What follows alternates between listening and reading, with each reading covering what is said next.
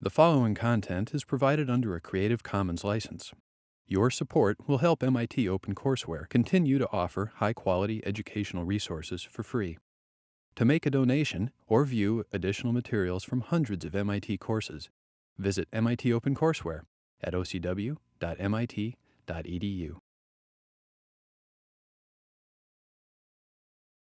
All right, so today we are going to continue with our discussion of producer theory. And today we're going to move beyond the unrealistic case of perfect competition to the somewhat more realistic case of monopoly. Now, we've been discussing perfect competition thus far as a form of market organization, and that makes sense in some contexts like fast food and other things.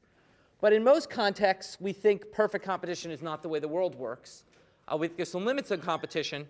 And we think that many markets for many of the goods we consume have only a few firms. Operating systems or cars or a lot of the things we consume typically have only a few firms in them. So the most realistic model of markets would be one which accounts for the fact that there's less than an infinite number of firms, there's only a few firms. That turns out also to be the hardest model. So what we do is we sort of iterate there. We started with with one extreme, which is a competitive market where there's an infinite number of firms. That allows us to draw some interesting conclusions. Now we're going to reverse field and talk about the other extreme, monopoly. Well, there's only one firm.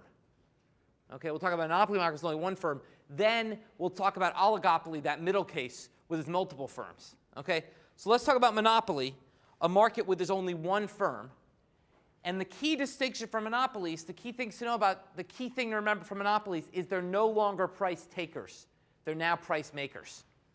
Competitive firms were price takers. They were given a price by the market, and they reacted to that. And as we saw in the long run, that price settled at the minimum of average costs.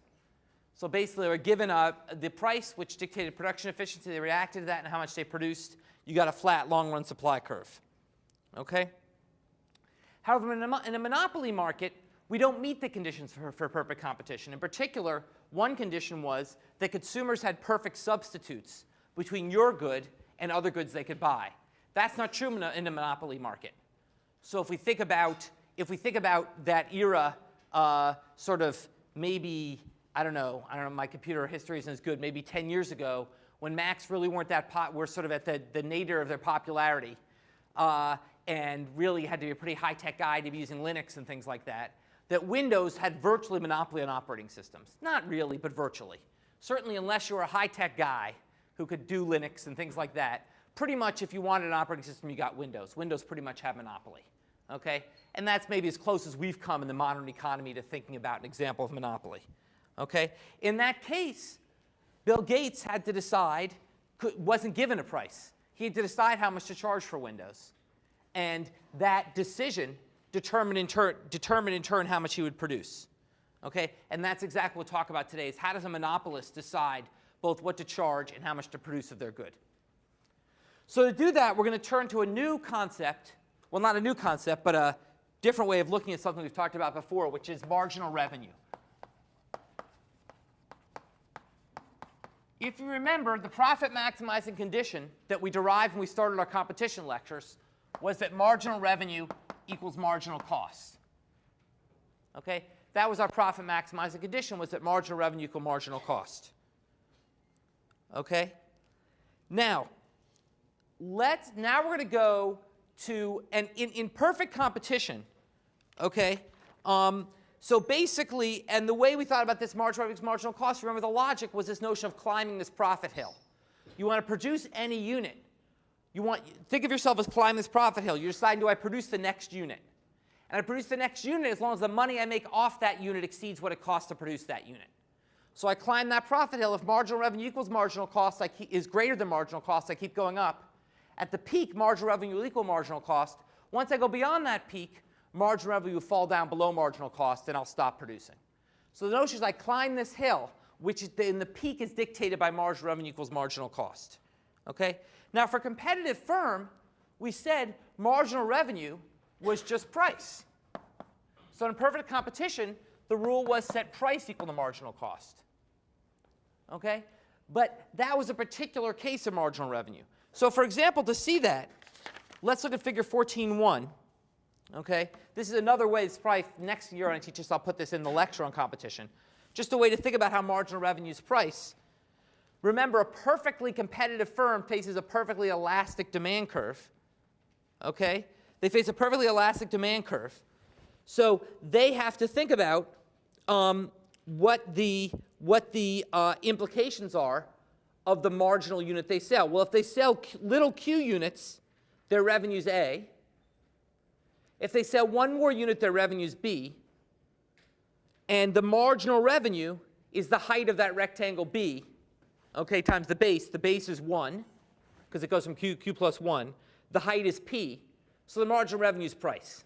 Okay, this is a pretty basic diagram. Okay, so marginal revenue is price for the perfectly competitive firm. Now let's look at the monopoly case.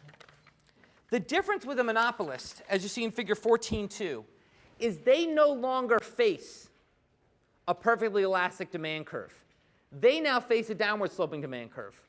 Why is that? Well, remember, this is the graph for little q. The reason the graph for little q was perfectly elastic with a perfectly competitive case was not that we said that demand for the entire good was perfectly elastic.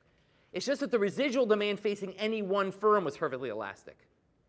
Well, now a monopolist is the only firm in the market. So their residual demand equals total demand. Their residual demand equals total demand. So as long as total demand is downward sloping, as we typically think it is, then they'll face a downward sloping demand curve.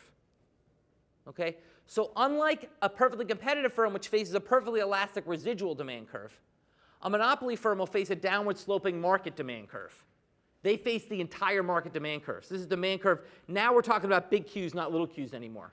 Or we could say little q equals big Q. There's only one firm. So little q's and the big Q's are the same. So now the firm reacts not to its residual firm demand curve, which is flat, but the downward sloping market demand curve. Now, we're going to make one assumption here that's very important. We'll come back to this at the end of the lecture. We're going to assume that the monopolist can only charge one price for their good to all consumers. So most of this lecture, we're going to assume a non-price discriminating monopolist. We're going to say that Bill Gates can't look at you and say, look, you look like you really want Windows. I'm going to charge you more than her. Okay, he can't do that. He has one price. He sells it to the stores at one price. Okay, so it's a non-price discriminating monopolist we're going to work with for the first 2/3 of this lecture. Okay, that monopolist has to set one price. Okay, now for that monopolist, for a Bill Gates with Windows circa 10 years ago, okay, let's think about his decision to produce another unit. He's originally producing at Q, big Q at a price P1. Okay? He's originally producing at big Q at a price P1. If he wants to sell one more unit, he's going to have to lower the price because he now faces a downward sloping demand curve. So if he wants to sell one more unit, he's going to have to lower the price to P2. Oh, I have a big cockatoo at home. This is Feather. So he's going to have to lower the price to P2. What's that going to do? Well, on the one hand, what that's going to do is that's going to mean on that next unit, he's going to make P2. So he's going to get the rectangle B. On the other hand, on all the units he was selling at P1, he now gets a lower price P2. So he loses the rectangle C. So the marginal revenue for this monopolist, the marginal revenue is equal to the rectangle B minus the rectangle C.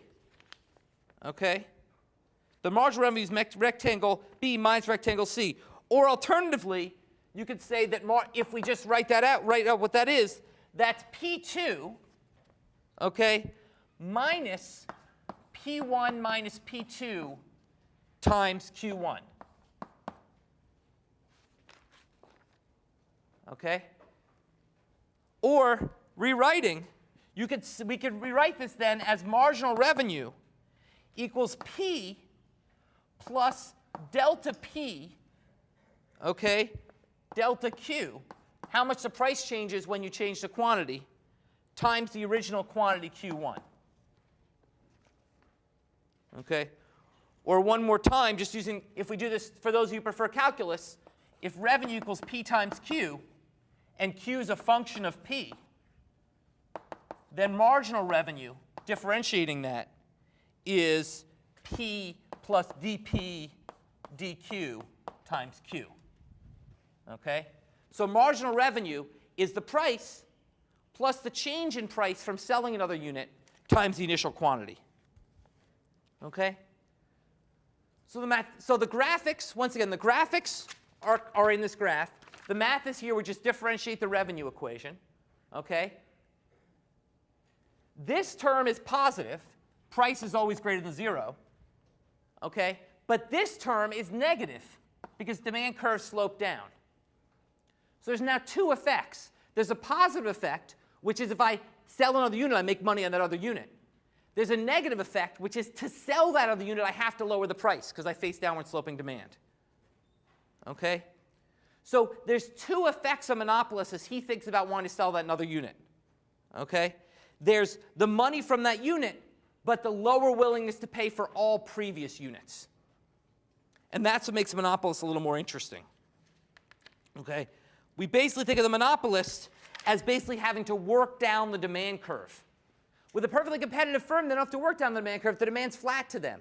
They can sell as much as they want at that price because they don't affect the price. They want to sell 10 at that price or a million at that price, it doesn't matter. Their demand curve's flat. Not true for the monopolist. If the monopolist wants to sell more, he has to face the wrath of the market. Okay? And the wrath of the market is such that if he wants to sell more, he's going to have to lower the price to do so. Okay? Remember, once again, assuming he has to charge the same price to everyone. Assuming he has to charge the same price to everyone, if he wants to sell more, he's going to have to lower price to do so. Okay? So I like the, there's different ways of thinking intuition on this. I like to think of this, I like to call this the poisoning effect. That's how I like to think about it. That basically, if I want to sell another unit, I'm going to poison the money I made on all previous units. Okay? Because if I want to sell another unit, I have to lower the price. That's going to take away from the money I was making on my previous units. So it's sort of a poisoning effect is how I like to think about it. But you can have your own intuition for it. Okay?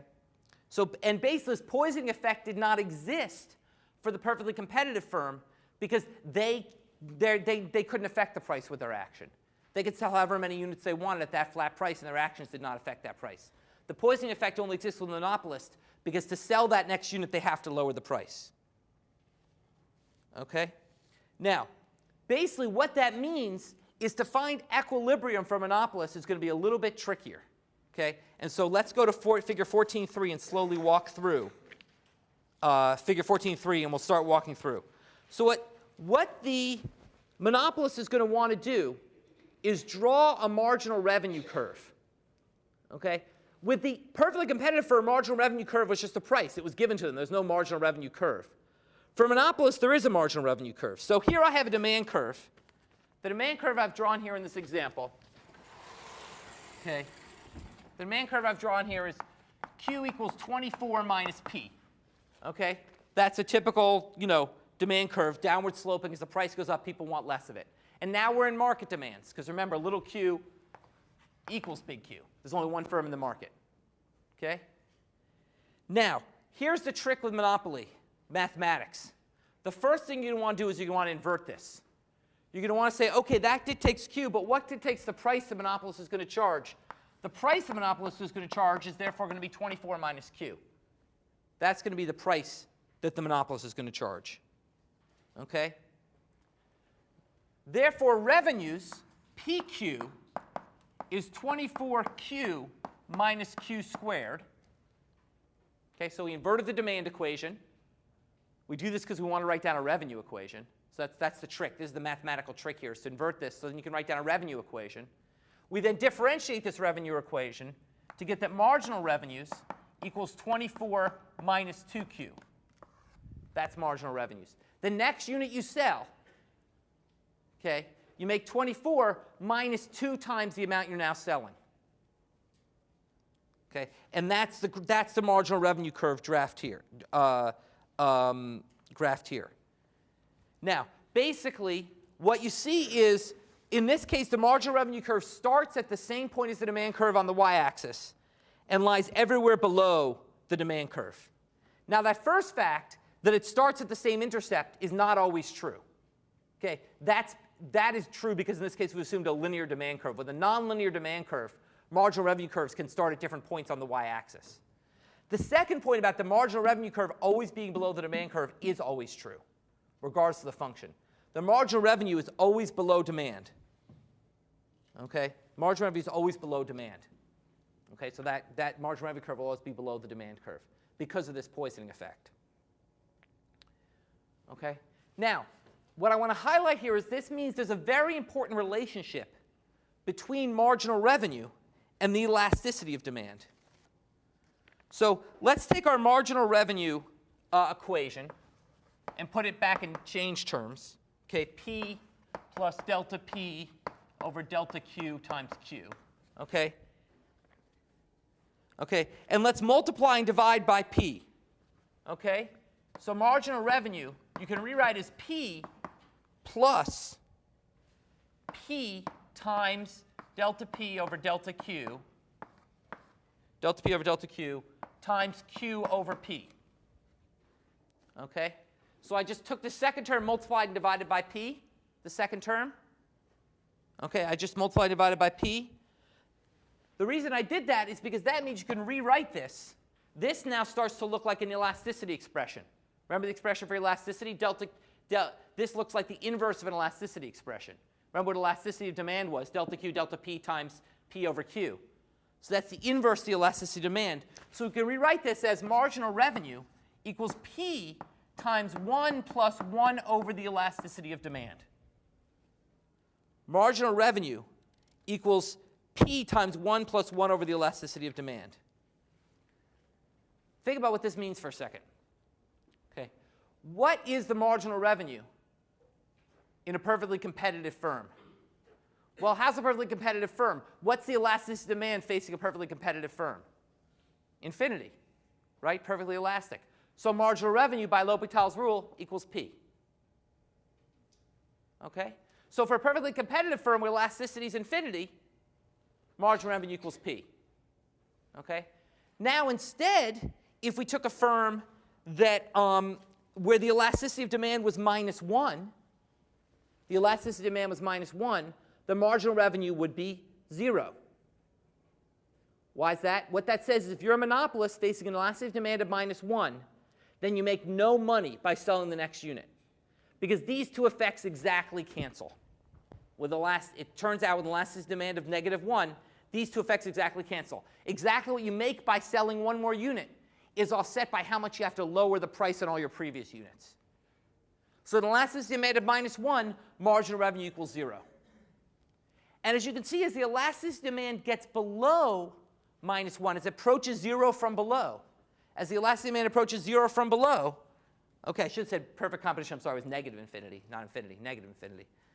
As the elasticity of demand approaches 0 from below, okay, then you're going to see that the marginal revenue, as it approaches 0 from below, marginal revenue is going to become negative.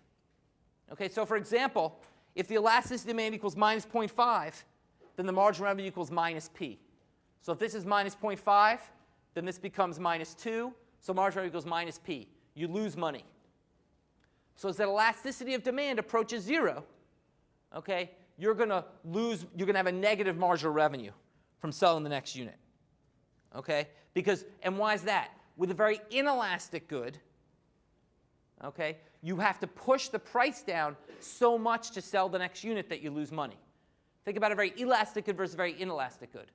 With a very elastically demanded good, okay, to sell another unit, you don't have to change the price much, right? Because the demand curve is very flat. So there's not much of a poisoning effect.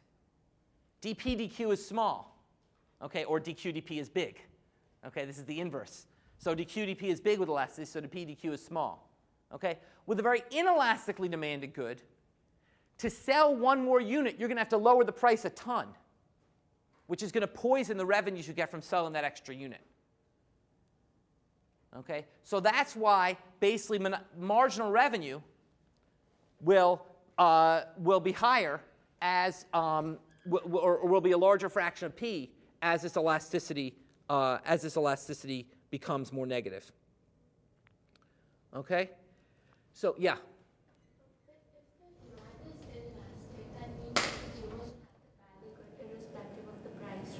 Right. So couldn't you just charge a higher price to get a higher marginal revenue? No, because here's the thing. You should have already been charging that high price.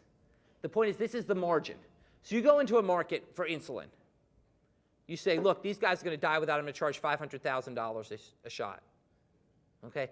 But now the question we're asking is about marginal revenue. What's the revenue from, and at $500,000 you sell to everyone who can afford it and everyone else dies. Okay? So everyone can afford it. Now you want to ask, what's the marginal revenue trying to sell the $500,000 in first unit?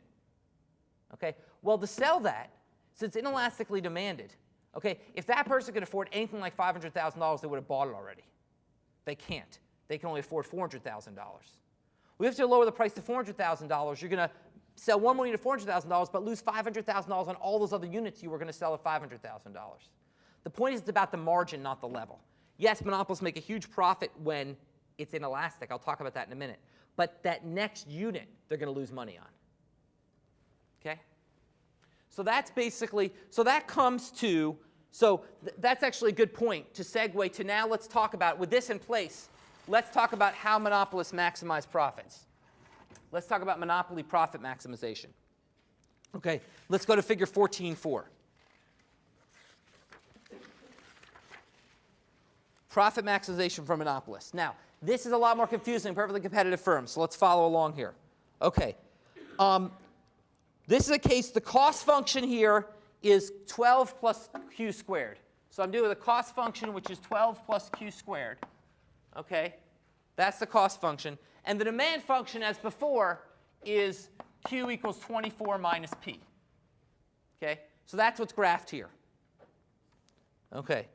Now, recall the rule that profit is maximized where marginal revenue equals marginal cost. Well, we know marginal revenue. We derive that above, is 24 minus 2q. What's marginal cost with this expression? Well, marginal cost differentiation of the cost equation, which is 2q. Okay? So the optimization term for a monopolist is going to be where marginal revenue, which is 24 minus 2q, equals marginal cost, which is 2q, or q equals 6. That's going to be the optimal production level for the monopolist. Okay? So we can see that graphically. That's where the marginal cost curve hits the marginal revenue curve. If you go downward from that point, you get that the sales are 6 units. Okay? So marginal revenue equals marginal cost at 6. You should be able to do that graphically. It's just where the curves intersect. Mathematically, I just did it here. That should be pretty straightforward. Here's the hard part. What's the price? Well, you might say, well, gee, marginal cost and marginal revenue intersect at 6. I'm going to draw the dashed line over. That means the price is going to be 12. Why can that not be the price? Why is that wrong? What would that violate if the price was 12? If you tried to sell 6 at a price of 12? Yeah. It's not on the demand curve. The monopolist still has to respect the demand curve. So monopolists, in setting their quantity, gets the intersection of marginal revenue and marginal cost. But then in setting the price, they still have to read off the demand curve. They can't change consumer tastes. So they charge a price of 18. That's where you sell a quantity of 6. So monopolists, it's a little bit trickier than with a perfectly competitive firm. Okay? You set marginal revenue equal marginal cost to derive Q. But then to get P, you've got to go back and plug that into the demand curve. So with a Q of 6, I have my Q of 6. Well, what's the P? Well, to get that P, I've got to go back and plug this in here. At Q equals 6, P is 24 minus Q, or 18. Okay? So I've got to respect the demand curve. The monopolist has to respect the demand curve. Okay? The monopolist picks both price and quantity. Okay? But he has to pick them such that you get a point on the demand curve. And the way we solve it is the monopolist chooses a quantity to set marginal revenue equal to marginal cost, and then chooses the price that's consistent with demand for that quantity. Okay? Questions about that? Now, one last thing. In the short run, we still have another condition for profit maximization, which is the shutdown rule. Remember the shutdown rule? We talked about perfectly competitive firms in the short run, which is even if profits are negative, you might not shut down. Okay? You only shut down if price is less than average variable cost. So there's still the shutdown rule. Okay? So you only shut down if price is less than average variable cost. Now, in this case, what's the monopolist's profits? Well, the monopolist made a profit of 60. How do we see that? Well, that's graphically the box, the rectangle, that's the difference between the average cost curve and the price they get. So they're charging 18. Now, once again, marginal revenue is gone. Think about marginal revenue as like an imaginary concept, okay? Marginal revenue isn't something that actually exists in the market. Marginal revenue is just something the monopolist draws to pick what they're going to do. But then it disappears, okay? What the monopolist cares about then is price. They're charging 18. Their marginal cost for that unit, or their average cost for that unit is only 8. So they're making a profit of 10 per unit on 6 units, so they make a profit of 60. And what you can see, what you should be able to demonstrate to yourself, is if the monopolist sold 5 units, selling 6 units, if the monopoly sold that 7th unit, what you should be able to see is they would lose money selling the 7th unit. Because, yes, if they sold that 7th unit, what happened if they sold the 7th unit? Well, then their price would have to be what if they want to sell a 7th unit? The price would have to be 17, right? The price would have to be 17, okay? So to sell a 7th unit, they'd have to have a price of 17. At a price of 17, they would, so basically the price of 17, the price was 17, then what would happen? Well, they'd sell one more unit at 17, that'd be good. But they'd lose $1 on the previous 6 units, which is bad. So how much revenues would they make? What would be their marginal revenue? Well, the marginal revenue would be they make 17 minus the 6 poisoning effect. Okay, so marginal revenue equals 11. Okay, what's their marginal cost? Their marginal cost is 2Q. Marginal cost is 14. So they lose money. Okay? So you should be able to walk through this exercise to yourself. The marginal revenue is, you might say, gee, the marginal cost of that next unit is only 14. They sell it for 17. Gosh, they should do it. What you're missing is by selling it for 17, they've lost the $1 extra they're making on each of the previous 6 units. And that poisoning effect makes it unprofitable to do this. And that's why the monopolists stop short of what will be the perfectly competitive outcome. What would the perfectly competitive firm do? Perfectly competitive firm would set marginal cost equals to demand, and they would end up producing where marginal cost equals to demand. So demand here is 24 minus P. Marginal cost is 2Q. So they would end up producing where marginal cost equals demand at a much higher level, charging a slightly lower price. So what you see is the monopolist ends up selling fewer units at a higher price. Okay? Questions about that? Yeah? How does this work for Microsoft where their marginal costs are very low or non-existent? Well, then what would happen if their marginal costs are very low or non-existent, think of that marginal cost curve then as being much, much flatter. Okay? It would intersect demand in a much higher quantity. And so they'd end up, or intersect marginal revenue at a somewhat higher quantity, not that much higher. So if marginal cost is very low, they produce more, but they make even more profits. So it's a good question, actually, a good comparative statistics exercise. If you bring that marginal cost curve down, what's going to happen? Quantity is going to go up, but not as quickly as profits are going to go up. That's why Bill Gates is the richest man in the world. Okay? That's what happens. You get really rich. Okay? So basically, when you monopoly low marginal cost, you get really rich. Okay? So basically, but that's a great thought exercise to understand how this monopoly example works. Other questions about that?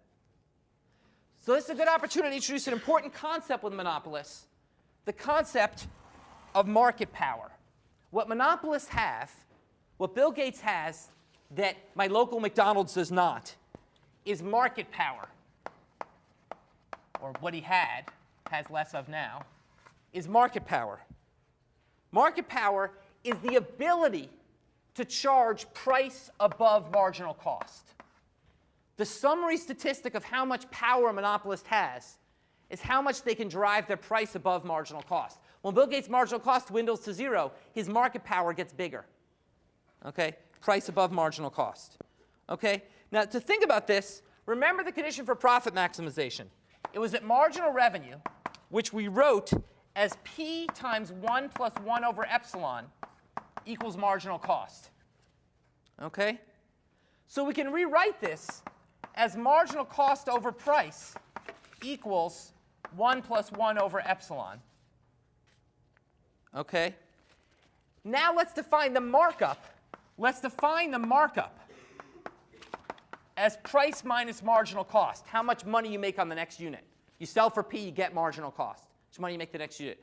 If you define the markup, P minus MC over P, that's the percentage markup. It's how much you make on the next unit, the percentage markup. Then you can see that that markup equals minus 1 over epsilon. So the markup for a monopoly firm equals minus 1 over epsilon. This comes to the question before about the insulin example, sort of confusing. Here we see your intuition on insulin. The lower is elasticity, the more the monopolists can mark up their price. So your intuition is shown here. Yes, the monopolists will charge an incredible price for insulin. They'll still lose a lot of money if they try to raise that price, if they try to sell one more unit. But the first initial price they'll set will be incredibly high. Basically, what is the constraint on Bill Gates? What is the constraint on Bill Gates? It's Steve Jobs. Okay? It's substitutes. The only constraint in a monopolist is the extent to which people can actually, no, let me go back. That's not a good example. What's the constraint on Bill Gates circa 10 years ago? The constraint on Bill Gates circa 10 years ago was a mainframe or some other form of doing the set of things, or 20 years ago it was a typewriter. It was basically the fact that there was some other way to do what Bill Gates was letting you do. Okay? If there was no other way to do what Bill Gates was letting you do, he would charge an infinite price. Okay? Clearly, if there's some other way, because, and also elasticity, of course, comes from substitutes, or one substitute is just not to compute. Okay? So if Bill Gates tried to charge infinity for Windows, people just wouldn't own computers. So the reason Bill Gates can't charge infinity, and the reason he can't charge infinity for insulin, is that there's some elasticity of demand. People at some point will just stop buying, either because they'll choose to use a typewriter instead, or they just won't compute. They'll write by hand or something. Okay? So basically, at some point, there is some elasticity because it's a market demand curve.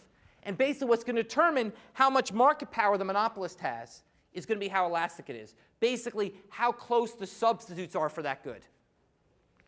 If there's close substitutes, the monopolist won't be able to charge a very high markup. If there's not close substitutes, as of Windows circa 10 years ago, okay, the monopolist can charge a very high markup and become very, very rich. Okay? Yeah? But if there are substitutes in the market, then it's not a monopoly anymore. No, this is the key thing. Substitutes for that producer. So basically, that's why I said Steve Jobs is not a good example, because then it's not a monopoly anymore. But the typewriter is a good example. That's a different good that's a different market, different good that substitutes. So my point is, any given good, okay, insulin being exception, okay, but any good, there's always something you can do instead. Insulin, there's something you can do instead. You can be sick, okay? There's always something you can do instead, okay? We don't have only one thing in life. So the elasticity of demand is never perfectly inelastic, okay? There was always, you could, or, it seems silly 10 years ago, but 20 years ago, it actually was a legitimate decision whether to have a PC or not. Okay, a lot of people just didn't have computers. Okay, you could always just not have one. That gives you an elasticity of demand. Okay, so basically, it's important to recognize when we talk about substitutes, I'm talking about here not substitutes within the market, but substitutable activities, so other things you could do with your money. Okay, and the more other things you could do with your money, the less markup that Bill Gates can make on his Windows operating system. Okay, questions about that? Okay, now we can ask, okay, gee, John, this is all good and interesting, but why just waste the last lecture and a half teaching us about welfare if you're just going to go back to producer theory? Well, the reason is because now we can come to what the welfare effects of monopoly and ask what effects does monopoly have on society.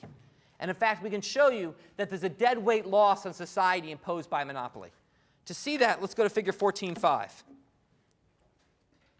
And here we can show the dead weight loss of monopoly. And here's the same example we were using. Demand is Q equals 24 minus P. The cost function is, marginal cost is 2Q.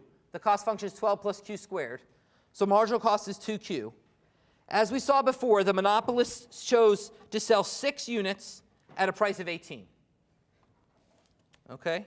6 units at a price of 18.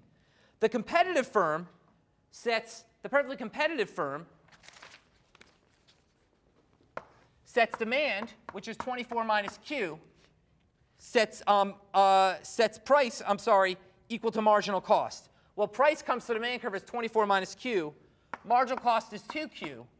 Okay, so the perfectly competitive firm sets Q equal to 8. The perfectly competitive firm sets Q equal to 8. They choose to sell 8 units at a price of 16. So you get the competitive quantity Q sub C is 8, and the competitive price P sub C is 16. That's where graphically demand equals marginal cost, okay, or price equals marginal cost. Okay, the monopoly firm sells 6 units at a price of 18. So what is the welfare effects of monopoly? What we see is we know that the competitive firm maximizes welfare. We learned that last time. Okay, we know that the best you can do is to sell 8 units at a price of 16. What happens when you sell 6 units at a price of 18? What happens is consumer surplus falls from A plus B plus C. Okay, so with perfect competition,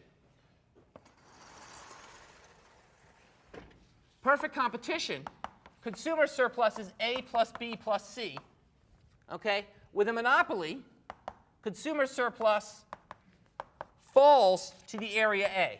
So you lose B plus C with monopoly. Okay, producer surplus under perfect competition was the area D plus E.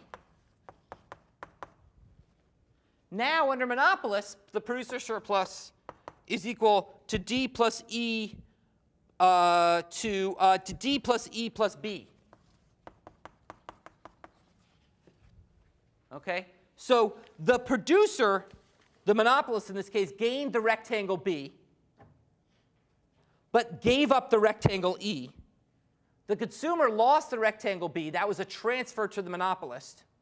So there was a transfer of the rectangle B from the consumer to the monopolist. But C plus E have disappeared. They're dead weight loss. They're dead weight loss because in the perfectly competitive equilibrium, these are trades that would make both parties better off. That is, these are trades which socially should happen. They are trades where the value to the consumer exceeds the cost of producing that unit. Those 7th and 8th units are units. So take the 7th unit. What's that worth to someone? Well, it's worth 17, right? We can read that off the demand curve. That's a willingness to pay curve. People are willing to pay 17 for that 7th unit. What's it cost to produce? It costs 14. So you have a unit which people want more than it costs to produce, yet it's not getting sold. That's dead weight loss. So monopolists induce dead weight loss because units that people value above their marginal cost doesn't get sold. Okay? Units people value above their marginal cost don't get sold. And that's because of this poisoning effect. Because while it's socially optimal to sell those units, while society's better off, it's privately suboptimal. Okay? From the monopolist perspective, it's bad to sell that unit because of this poisoning effect. Okay? So basically, the monopolist is underselling, underproducing. In general, monopolists will underproduce goods. They'll sell too few goods because to sell the right amount would not be profit maximizing. Because remember, what's the profits for the perfectly competitive firm? Profits for the perfectly competitive firm, well, we know the profits of the perfectly competitive firm. We know costs if they sell 8 units. We know the cost function is, the cost here is 12 plus Q squared. So if they sell 8 units, their costs are 12 plus 64, which equals 76. Okay? Their revenues, if they sell 8 units, are 8 units times the price of 16. 8 units times the price of 16, which is 81.28. Okay? So what are their profits? Their profits are 52. Okay? So their profits are 52. The monopolist profits are 60. So you're better off. So the monopolist is better off than the competitive firm would be. The competitive firm would only make profits of 52. Obviously, the short run. The long run, they make no profits. But in the short run, they make profits of 52. The monopolist makes profits of 60. Okay? So the monopolist is better off than the competitive firm. The difference, of course, is to do so, they cause a social dead weight loss. Okay? Questions about that? Yeah? Is that what the OPEC is doing right now? I'm going to come to that, actually. Time out on that. Because OPEC is more of an oligopoly. And we'll come to that, and we talk about that in a couple lectures. Okay, but I want to have one more thing before we stop, which is I want to talk about the key assumption we made here, okay, which was the monopolist could only charge one price to everyone. In fact, we know that's not true. In fact, we know in the world there's a large amount of what we call price discrimination. There's a large amount of price discrimination. We know that for many goods, different prices get charged to different consumers. If you ever tried to book an airline ticket at the last minute, you know exactly what I mean. Okay? Basically, different prices in many, many contexts get charged to different consumers. Everything from discounts for senior citizens to higher price last minute flights to specials, 2-for-1 specials. People who buy two get a special price on the third, etc. There's all sorts of price discrimination exists out there in the world. In fact, there's very few goods that are sold at just one price. You know, McDonald's hamburger is typically sold at just one price. They don't say like, fat people pay more for McDonald's hamburgers or something. Okay, but many goods we buy in the real world are sold at many prices. Okay, and that's an example of a price discriminating firm. And here's the crazy part. Okay, here's the crazy part. It turns out that a price discriminating monopolist maximizes social welfare. A price discriminating monopolist is as good as a competitive outcome. How can that be? Well, let's go to figure 14.6. Here's the price discriminating monopolist. Now, the price discriminating monopolist, what does he do? This is a perfectly price discriminating monopolist. Okay? Someone who can charge a different price to every single consumer. Well, if you were a price discriminating monopolist, perfectly price discriminating monopolist, and you could charge a different price to every consumer, what do you charge to the first consumer? 24. What do you charge the second consumer? 23. Third consumer, 22. You literally charge them their willingness to pay. If you're perfectly price discriminating, then what you do is literally charge every consumer exactly their willingness to pay. You say, look, I know your willingness to pay function. Okay? It's your willingness to pay function. Your willingness to pay function is P is 24 minus Q. Okay, that's your willingness to pay function. So I'm going to literally charge you that. Okay? I know that about you. It's stamped on your head. Okay? So I'm going to say, okay, you're willing to pay 24 for the first unit, 23 for the second, etc. In that case, what will the perfectly price discriminating monopolist do? Will they stop at 6 units? No, they won't. Because for that guy, there's no poisoning effect. There's no reason to stop at 6 units. That 7th unit, if we just did the math, there's money to be made on that 7th unit. Because that 7th unit is worth 17 but only costs 14 to produce. So the perfectly discriminating monopolist will sell it at 17. Likewise, the 8th unit, people will only pay 16 and it costs 16 to produce. So they'll sell it or not. They're basically indifferent. Okay, so we typically say they'll sell it. Okay? The point is, the perfectly price discriminating monopolist will work all the way down the demand curve to the competitive outcome. They will move to the competitive market outcome because there's no poisoning effect. There's no reason not to. Okay? No reason not to sell as many units. No reason not to climb the same hill the competitive firm climbs and sell any unit where the price exceeds the marginal cost.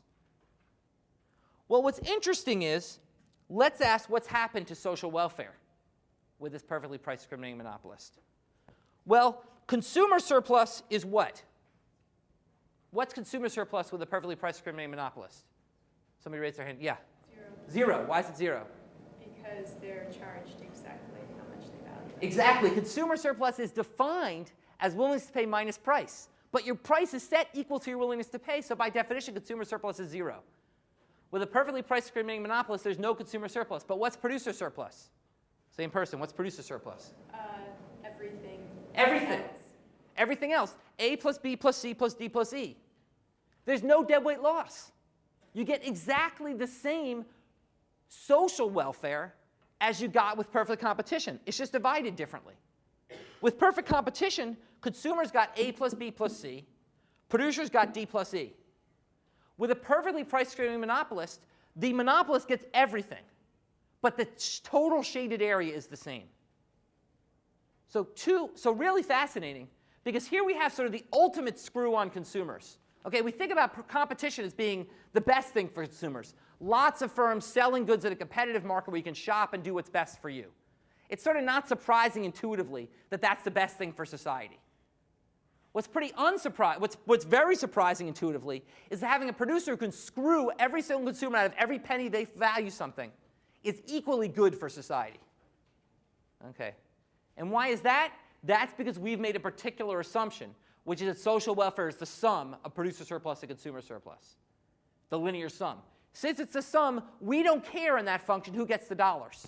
We just care about the total amount of dollars, the total size of the pie. We don't care who gets what slice of the pie. We just care about the total size of the pie. And the total size of the pie is the same with a perfectly price discriminating monopolist and a competitive firm. What this highlights is that that's a pretty stupid way to think about social welfare. Okay? Clearly, we don't feel the same way about a market where people get everything they want and a market where people are all they're willing to pay is sucked out of them by a greedy monopolist. Clearly, we don't. And that's why we're going to need to think more richly about equity and think more richly about the division of resources in society. Because it turns out that you can have equally good outcomes from an efficiency perspective that are very, very different from an equity perspective. Okay? And this is the first example we'll see of that. What you're going to see, what we'll do when we get to the end of the lecture, towards the end of the course, lectures like 23, 24, lectures like that, we're going to start talking about equity and what are different rules we can think of for dividing this pie that might give us a different answer. Okay, questions about that? All right. Okay, so anyway, we'll stop here then. Let's remember that perfectly price discriminating monopolist is obviously also a silly concept, just like a perfectly competitive firm is a silly concept. What we're going to do next time is come back and talk about price discrimination in reality and what firms do to try to approximate this golden outcome.